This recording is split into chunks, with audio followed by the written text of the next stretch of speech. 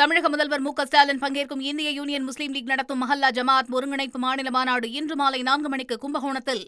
கரூரில் தென் திருப்பதியாக போற்றப்படும் தான்தோன்றி மலை கல்யாண வெங்கட்ரமண சுவாமி கோவிலில் கும்பாபிஷேகம் விமர்சையாக நடைபெற்றது. உயர்நீதிமன்ற மதுரை அமர்வு உத்தரவுக்கிணங்க கலசங்களுக்கு புனித நீர் ஊற்றுவதற்கு முன் சமஸ்கிருத மந்திரங்களும் அதைத் தொடர்ந்து சுமார் 5 நிமிடங்கள் தமிழ் பாசுரங்களும் ஓதப்பட்டன. நாடெல்லாம் திங்கள் மும்மாறி பெய்து ஓங்கு பெருஞ்சென்னலோடு கயலுகள வடிவாயினின் வலமார்பினில் வாழ்கின்ற மங்கை உம்பல்லாண்டு. முன்னாள் அமைச்சர் செந்தில் பாலாஜி, கரூர் எம்பி ஜோதிமணி உள்ளிட்ட ஆயிரக்கணக்கான பக்தர்கள் கும்பாபிஷேகத்தில் பங்கேற்று தரிசனம் செய்தனர்.